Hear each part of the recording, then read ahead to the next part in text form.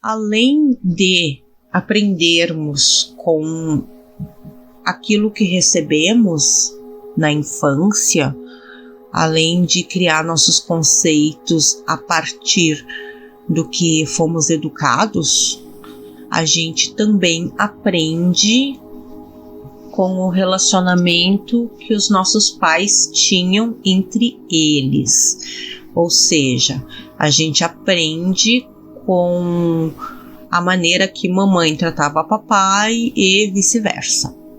Então, quando a gente vê um relacionamento abusivo no casal, enquanto a gente é filho, a gente também aprende dinâmicas com esse relacionamento.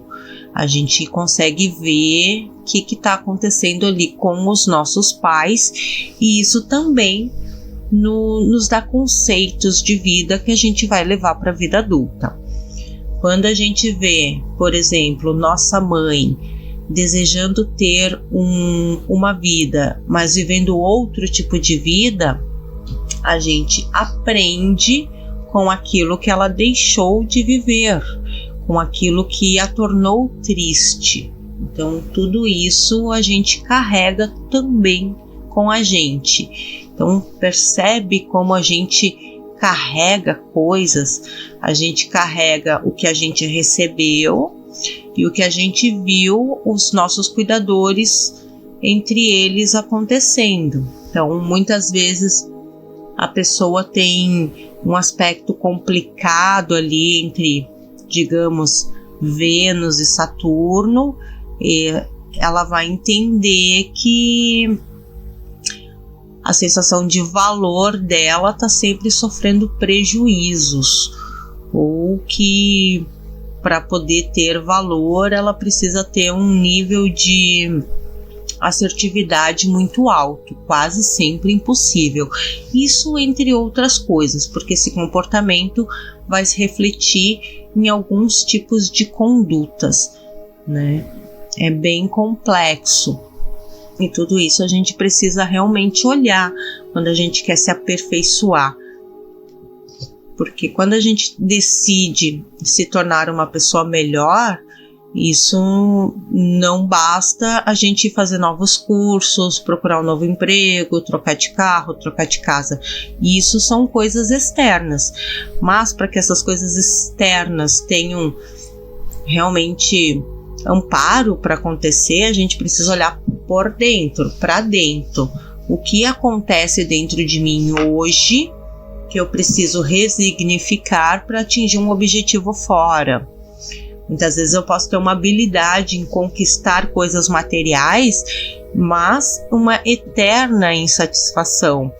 E quanto mais coisas materiais eu conquisto, mais distante eu me sinto da minha satisfação pessoal, emocional.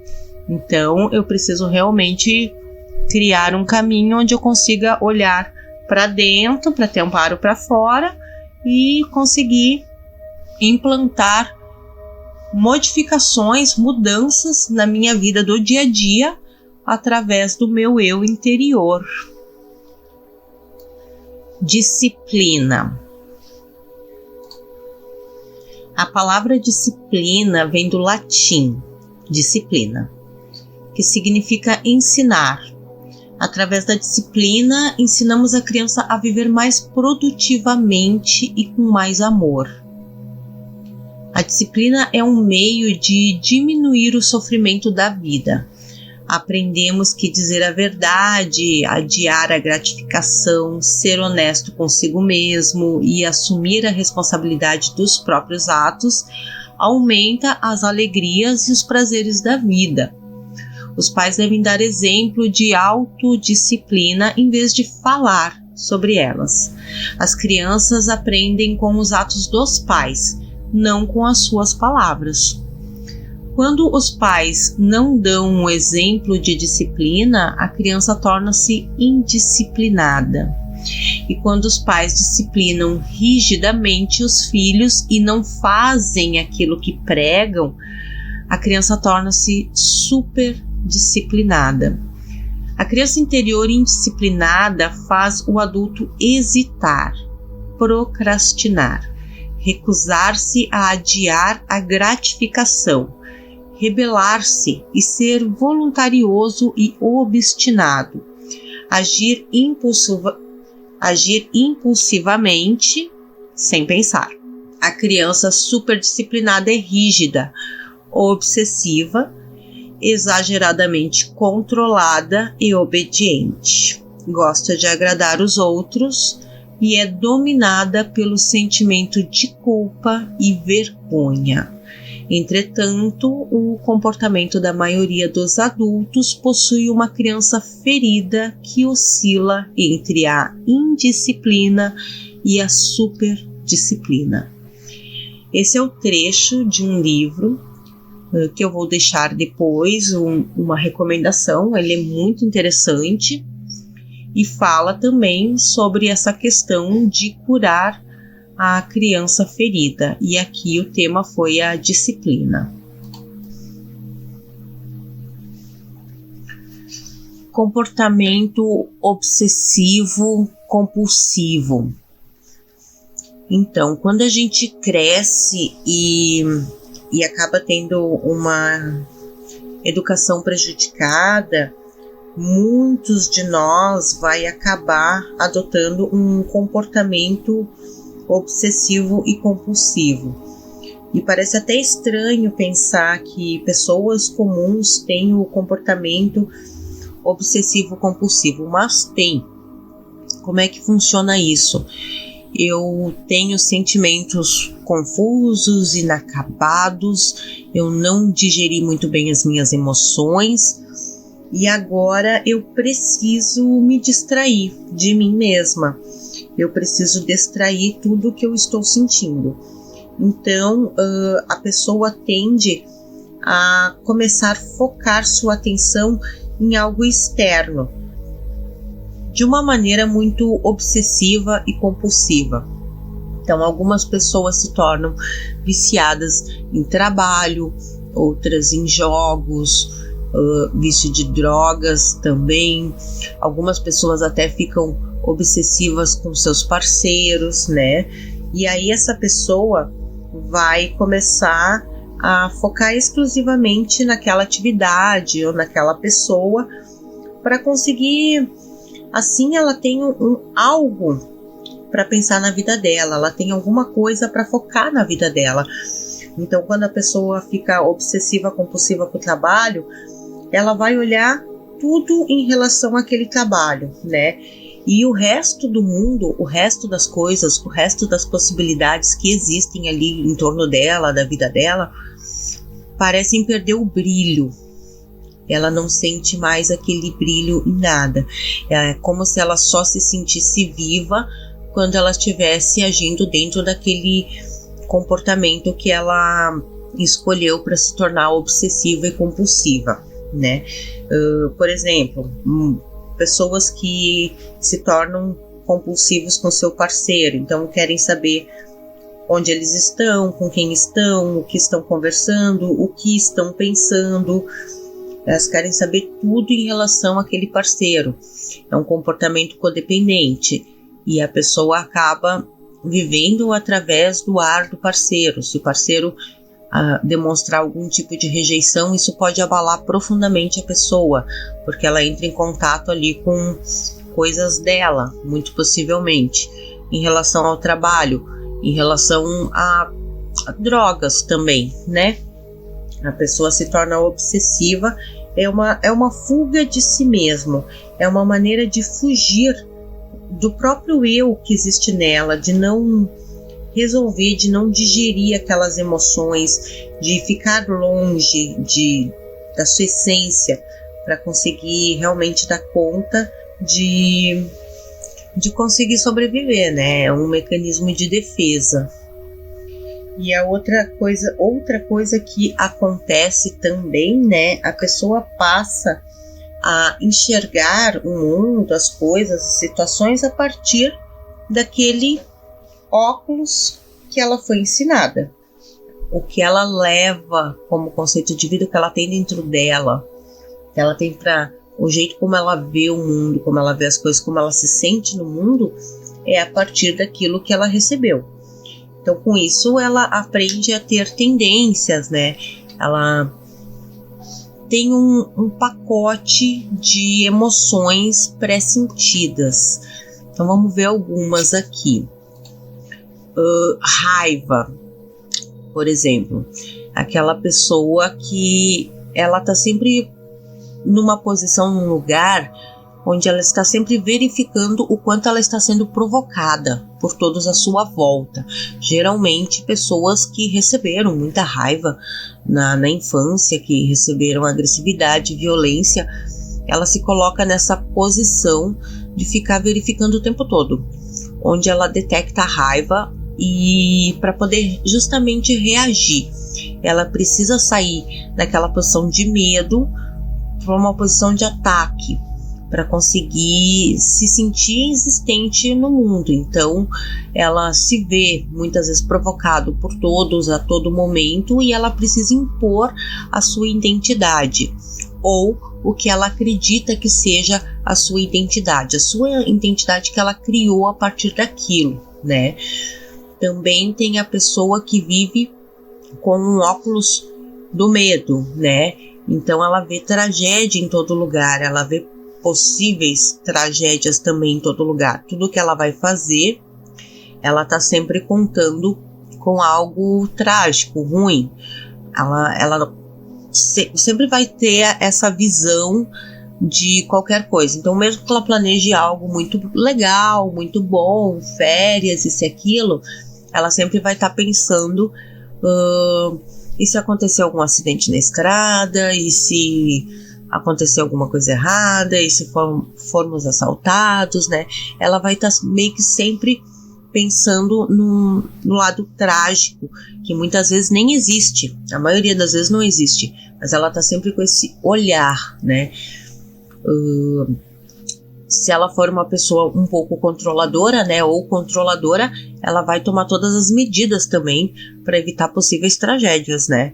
Mas se não for o caso, isso pode ser um bloqueio e ela não resolver não fazer muita coisa, porque ela vê o mundo, né, a partir desse olhar. Tristeza também, a pessoa que está sempre muito rígida, querendo controlar tudo e todos, ela precisa controlar, e com isso ela se sente muito tensa, porque ela não consegue muitas vezes viver, né, muitas coisas, porque ela precisa estar atento a tudo que acontece ao seu redor. A alegria, tem gente também que tem mania de ser alegre o tempo inteiro, né? Não é mania de ser alegre o tempo inteiro, porque isso não é uma coisa espontânea, mas ela precisa sim transbordar isso para todo mundo que está no seu entorno, todo mundo que está ao seu redor. É aquela pessoa que se recusa a enxergar qualquer tipo de tragédia, qualquer tipo de coisa ruim. Ela não quer ver nada que seja ruim, que seja feio, nada disso. Ela quer estar sempre numa posição muito otimista. Entretanto, às vezes tem coisas que não dá para a pessoa ser otimista, né? Por exemplo, assim, alguém morre, essa pessoa de uma forma otimista encontra alguma coisa interessante ou legal ou bonita nisso, né? Então é aquela pessoa que se recusa realmente a entrar em contato com a dor. E geralmente são crianças que não podiam, né, ficar triste, elas não podiam de jeito nenhum, elas tinham que demonstrar sempre uma alegria, elas não podiam demonstrar nenhum tipo de insatisfação. E hoje, então, quando são adultas, elas precisam negar as próprias insatisfações a todo custo, automaticamente a dos outros também. Também tem um sentimento de vergonha, quando a pessoa, de alguma maneira, dentro dela, ela sente que não tem valor, ela não tem nada de valor, ela existe, ela tem necessidades e tudo, mas ela não consegue enxergar um valor na essência dela. E isso que eu tô falando para vocês, a pessoa não tem racional, assim, ela não tem assim um sensor que ela diz assim: nossa, não tem valor. Não, é uma sensação, são sensações. Quando pergunta então para essa pessoa: nossa, a tua ideia é boa, né? Por que você não vai em frente? Ela entende que não tem valor, não é relevante, ninguém vai gostar, é feio, ou qualquer coisa do gênero, né? É um problema assim com vergonha. Também tem as pessoas que sentem que não pode expressar seus sentimentos de jeito nenhum, né? Muitas vezes elas agem muito contrário aos seus sentimentos, elas invertem tudo, elas estão sentindo uma coisa que gostariam de fazer uma coisa, elas vão lá fazer o completo oposto daquilo, porque elas precisam esconder realmente, ela não dava para mostrar nenhum tipo de sentimento. Também podem existir, né, pessoas que estão muito focadas em disfarçar as suas ideias de vida, suas metas, né, elas escondem todo o seu ser, né, elas não escondem só os seus sentimentos, elas estão super interessadas em se camuflar. E aí tem codependente também, a pessoa não tem certeza o que é dela, o que não é, sabe, ela adota os sentimentos dos outros, né, ou ela vive realmente a vida dos outros, porque a dela ela não consegue encarar. Então, tem toda uma questão de comportamentos, de maneiras de existir, que estão muito focadas a toda essa educação recebida. E aí o intuito na vida adulta é justamente conseguir transmutar isso, melhorar isso, né? Poder se transformar para que consiga, pelo menos, entender quem se é, né? Nessa vida. Também tem pessoas que estão muito focadas em fugir daquilo que é imprevisível, né? Então são pessoas que daqui a pouco acham que tudo vai acabar de uma hora para outra, e aí elas mesmas vão lá e acabam com tudo, porque não conseguem ficar nessa posição de daqui a pouco o meu chão vai ruir, sabe? Elas não dão continuidade para as coisas, porque não existe uma certeza nela que aquilo vai permanecer ali, não existe uma segurança nelas, não existe uma fé nelas também. E aí muitas vezes elas acabam com uma situação muito antes de a situação começar, né, existir, coisa errada, porque não existe nelas algo que acredite naquilo, elas acreditam justamente o contrário, daqui a pouco isso vai ruir. Eu não vou deixar esse relacionamento crescer, porque eu vou me apegar imensamente, essa pessoa vai me largar, então a pessoa vai lá e termina tudo antes, né? E a mesma coisa com projetos de vida, com escolhas, com tudo ao seu redor. Então é bem complicado. A gente negar a si mesmo, né, negar o verdadeiro self, a gente acaba tendo uma série de consequências bem indesejadas. Gatilhos. Eu acho que uma das coisas mais significativas, né, de se ter vindo de uma família disfuncional ou de ter recebido algo que não foi apropriado, que fugiu demais, que magoou, que machucou, né? É a gente muitas vezes se identificar com as pessoas que agrediram e também a gente se proteger, a gente passar a vida toda tentando se proteger daquele fantasma do passado, daquelas coisas que nos marcaram, né? Se protegendo de um jeito ou de outro, seja negando a dor, seja tentando afirmar a identidade, seja vivendo no medo, né, ou rígido, tentando controlar tudo, mas de alguma maneira a gente passa a vida ou se identificando com quem nos machucou, ou tentando nos proteger, tentando correr para o máximo possível. Entretanto, a gente corre para longe carregando esse olhar, carregando essa visão, carregando esse jeito de existir, que foi o que a gente aprendeu. E aí acontece muitas vezes na nossa convivência uma comunicação totalmente distorcida. Como eu estou muito focada em identificar o que eu já conheço, o que eu já vivi, o que eu sei que deu certo, o que não deu certo, o que me gerou sentimentos, muitas vezes eu estou negando esses sentimentos em mim, a maioria das vezes eu estou negando esses sentimentos em mim, mas esses sentimentos eles estão sempre tentando escapar de mim. Eles estão sempre tentando sair, eles estão sempre tentando se aproximar. E como é que acontece muitas vezes isso? Às vezes a pessoa está lá numa situação bem aleatória, por exemplo, foi tomar um café numa cafeteria e a moça foi atender, passou lá o cardápio para a pessoa escolher isso e aquilo, e a pessoa escolheu e disse, quero tal coisa, e a atendente olha para a pessoa e diz assim, você tem certeza que não quer açúcar? E ali, por algum motivo, se instalou um gatilho.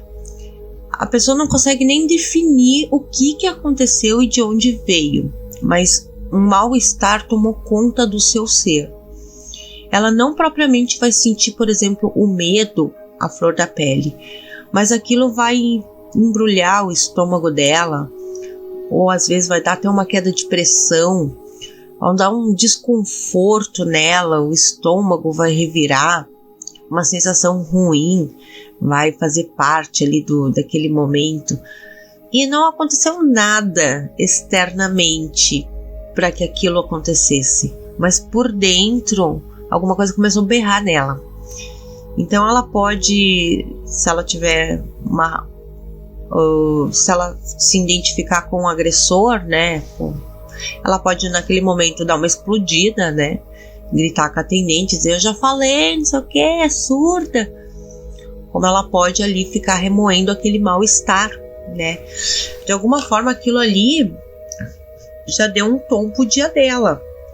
Se depois daquele café ela tiver que atender um cliente, ou trabalhar, ou fazer alguma coisa importante, ela já vai fazer essa coisa importante carregando um mal-estar. Por mais que passe, aquilo ali estragou ali qualquer possível animação que ela tinha. Então, quando a gente carrega essa criança ferida, a gente tá ali, de alguma maneira, tentando se proteger, né? Tentando proteger essa criança. A gente pode estar enxergando o perigo em todo lugar. A gente pode estar enxergando a agressão em todo lugar. A gente pode estar enxergando qualquer coisa em todo lugar. É essa visão que a gente leva pro mundo.